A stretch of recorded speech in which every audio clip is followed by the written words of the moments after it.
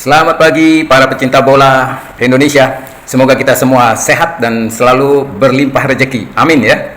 Nah, kali ini kita akan membahas pemain wingback kiri dan kanan. Tapi wingback kiri dulu ya untuk timnas Indonesia yang mungkin akan dipilih coach Patrick Kluivert untuk melawan Cina nanti. Gimana? Bisa kita mulai ya?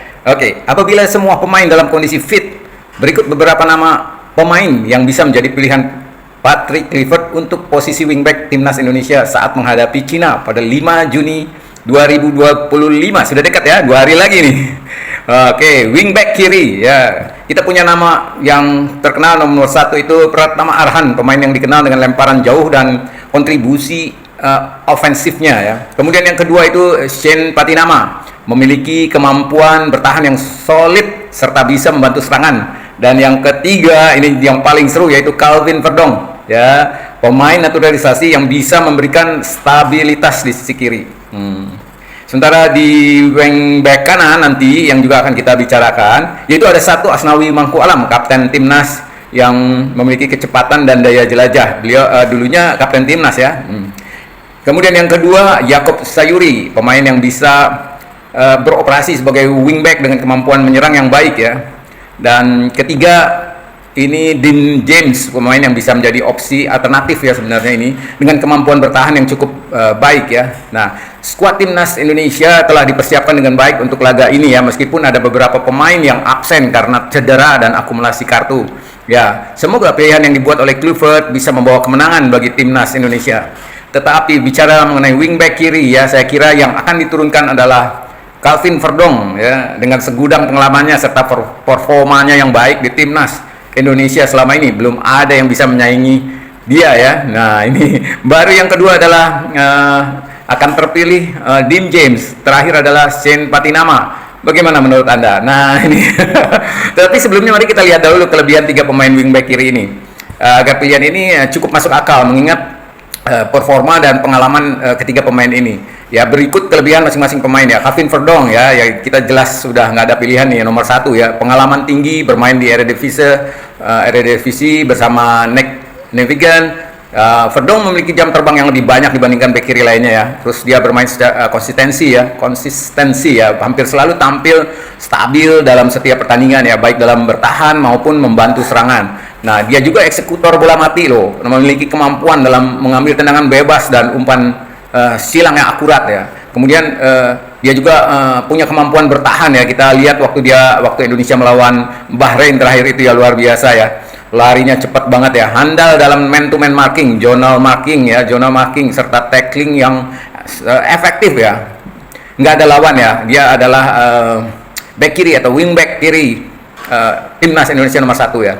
Nah, kemudian ini hanya yang kedua ini sebenarnya alternatif ya, Dean James ya, agresivitas dalam serangan, sering naik membantu serangan dan memiliki kemampuan crossing yang baik ya. Kemudian dia juga termasuk yang sama seperti Verdong ya, eksekutor bola mati ya, sama seperti Verdong. James juga bisa menjadi pilihan dalam situasi bola mati ya. Kemudian mobilitas Dean James ini tinggi, memiliki stamina yang baik untuk naik turun, membantu pertahanan dan serangan ya.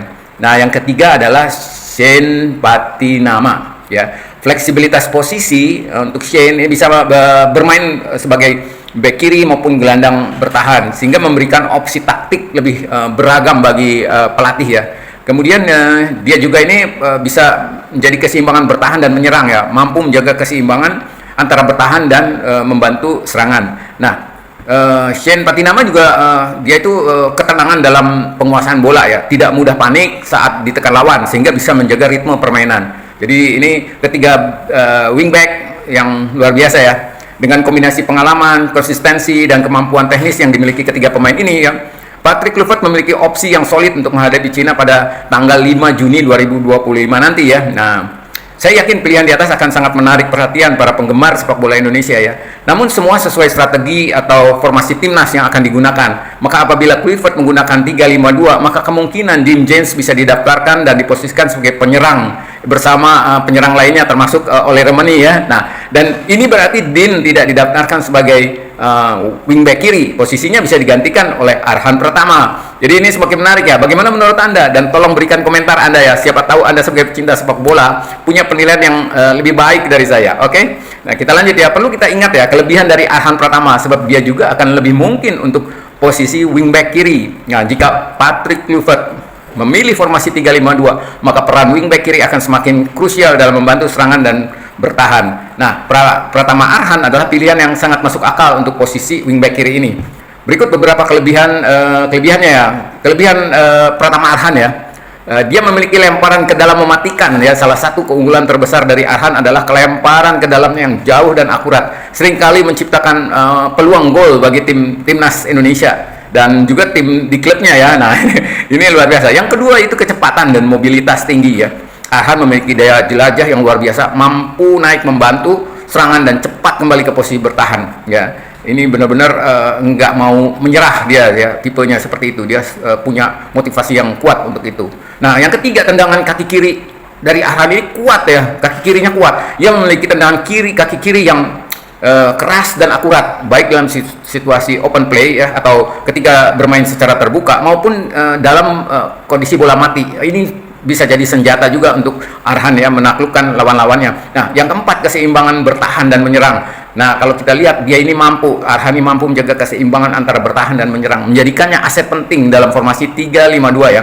Nah, ini Arhan sekarang ini beda, dia punya pengalaman internasional ya, bermain di luar negeri ya, telah meningkatkan kematangannya dalam membaca permainan dan menghadapi lawan dengan level tinggi. Ya, seperti itu teman-teman. Nah, dengan kombinasi kecepatan, teknik, dan pengalaman, Arhan bisa menjadi pilihan utama untuk wingback kiri dalam formasi 3-5-2. Atau paling tidak dia dimasukkan ke dalam DSP, daftar susunan pemain ya. Nah, bagaimana teman-teman? Pasti hal ini menarik bagi Anda semua, para penggemar sepak bola Indonesia. Oke, nah pasti ini bisa membuat pusing juga untuk tim pelatih timnas Indonesia. Sebab itu artinya bisa Dean James atau Arhan Pratama yang tidak didaftarkan dalam daftar susunan pemain yang jumlahnya hanya boleh 23 pemain. Nah, itulah tantangan besar dalam menentukan daftar susunan pemain ya. Patrick Kluivert dan tim pelatih pasti menghadapi dilema antara memilih Dean James yang bisa berkontribusi sebagai penyerang atau Pratama Arhan yang lebih cocok sebagai wingback kiri dalam skema 3-5-2. Nah, keputusan ini tentunya harus mempertimbangkan aspek strategi lawan ya pastinya. Kemudian skema permainan serta kondisi dan performa pemain masing-masing saat ini ya.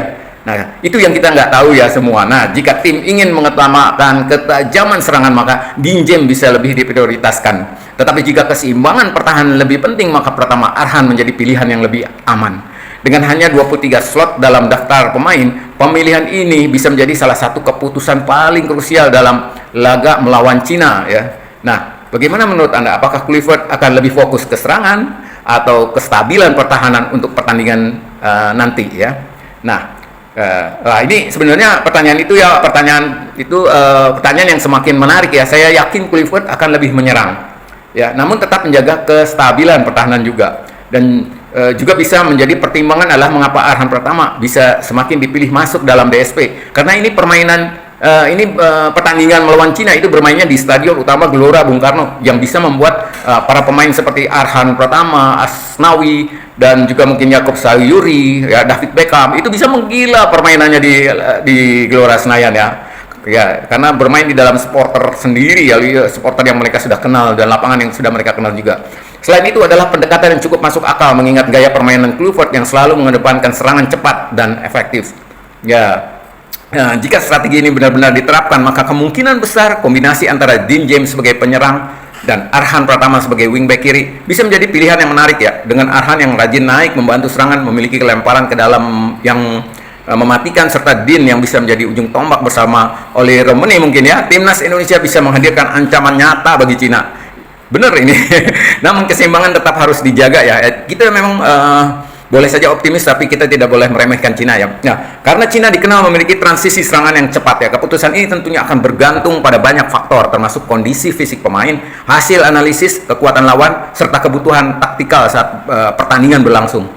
Jadi Kluivert pasti akan mempertimbangkan semuanya dengan cermat ya. Itu saya yakin betul ya. Ini semakin menarik ya. Bagaimana menurut Anda? Ayo, jangan malu, beri komentar Anda ya.